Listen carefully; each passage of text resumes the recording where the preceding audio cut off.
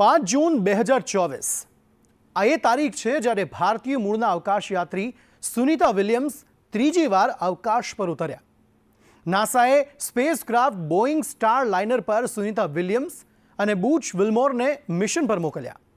આ મિશન માત્ર 10 દિવસનું હતું, પરંતુ સ્પેસક્રાફ્ટમાં તકનીકી ખામી સર્જાવાના કારણે તેઓ હજુ સુધી પરત નથી ફર્યા. નમસ્કાર, આપ જોઈ રહ્યા છો સંદેશ ન્યૂઝ, તમારી સાથે સત્યની સાથે. સંદેશ વિશેષ સાથે હું છું અંકિત. હવે 1 મહિનો પૂર્ણ થવાની તૈયારી છે, તેમ છતાં સુનિતા વિલિયમ્સના પરત ફરવાના કોઈ સમાચાર નાસા તરફથી મળ્યા નથી. હવે જેમ જેમ દિવસ વીતતા જઈ રહ્યા છે તેમ તેમ અવકાશમાં સુનિતાની મુશ્કેલીઓમાં વધારો થઈ રહ્યો છે, કારણ કે હવે સુનિતા વધારે દિવસ અવકાશમાં રહી શકશે નહીં. મૂળ ભારતીય સુનિતા વિલિયમ્સ અને તેમના સહયોગી અંતરિક્ષ યાત્રી બુચ વિલ્મોર 57 દિવસથી અંતરિક્ષમાં ફસાયા છે. નાસા તરફથી સુનિતાના પરત આવવાની સીધી રીતે સ્પષ્ટતા કરવામાં નથી આવી રહી. સુનિતા વિલિયમ્સ મૂળ ભારતની હોવાથી સ્વાભાવિક છે કે ભારતીયોમાં ચિંતા જોવા મળે. હવે સુનિતા વિલિયમ્સ અને બુચ વિલ્મોર પાસે પોતાના સ્પેસક્રાફ્ટને રિપેર કરીને પરત આવવા માટે માત્ર 16 દિવસ છે.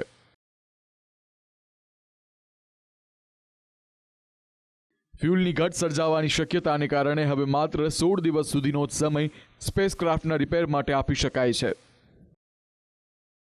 સુનિતા અને બુચ વિલ્મોર જો સ્પેસક્રાફ્ટને રિપેર કરીને 16 દિવસમાં પરત નહીં આવી શકે તો 18 ઓગસ્ટે નાસા નવું ક્રૂ મિશન લોન્ચ કરશે. આ મિશન અંતર્ગત નાસાએ એલન મસ્કની કંપની સ્પેસએક્સની મદદ લેવી પડશે. આ મિશન અંતર્ગત 4 અંતરિક્ષ યાત્રી અને ક્રૂ મેમ્બર્સને સ્પેસએક્સના અવકાશયાનમાં અવકાશમાં મોકલવામાં આવશે. આ વચ્ચે હવે અવકાશમાં ફસાયેલી સુનિતા વિલિયમ્સની તબિયતને લઈ ચિંતાજનક સમાચાર સામે આવ્યા છે. સુનિતાને ખતરનાક બીમારીનો સામનો કરવો પડી શકે છે.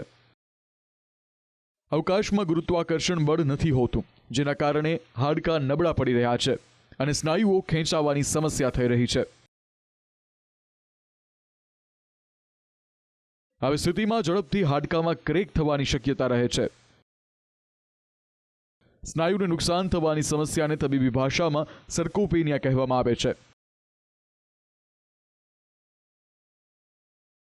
તો હાડકાં નબળા થવાની સમસ્યાને ઓસ્ટિયોપોરોસિસ કહેવામાં આવે છે. વ્યક્તિ અચાનક પડી જાય, ફ્રેક્ચર થઈ જાય તેવું પણ જોખમ રહે છે. આ અસર બાદ અવકાશ યાત્રીઓ પૃથ્વી પર પરત આવી જાય ત્યારે શરીર પર તેની અસર વધુ અનુભવાય છે. તબીબી નિષ્ણાંતોના મતે અવકાશમાં ગુરુત્વાકર્ષણ હોતું નથી, જેના કારણે શરીરના સ્નાયુઓ ખૂબ ઝડપથી નબળા પડે છે. અવકાશમાં કેલ્શિયમની ઉણપ પણ સર્જાય છે, જેના કારણે હાડકાની ઘનતા અને સ્નાયુઓની મજબૂતાઈ ઓછી થાય છે.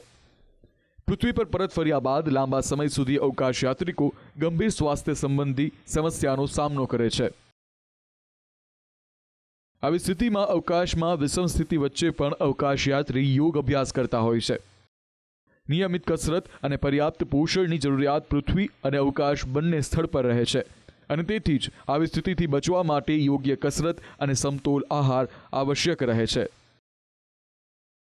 કલ્પના ચાવલા, સુનિતા વિલિયમ્સ જેવા મૂળ ભારતીય વૈજ્ઞાનિકોએ તો નાસામાં ભારતના નામનો ડંકો વગાડ્યો છે, પરંતુ હવે વધુ 2 ભારતીયો આ યશ કલગીમાં ઉમેરો કરવાના છે.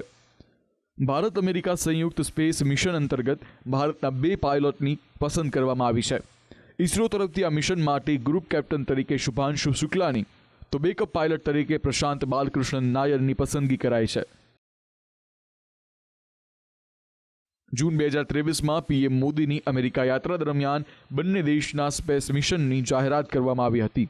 હવે આ સ્પેશિયલ પ્રોજેક્ટ માટે નાસામાં બંને પાયલટની સ્પેશિયલ ટ્રેનિંગ શરૂ થશે. સ્પેશિયલ રિપોર્ટ, સંદેશ ન્યૂઝ.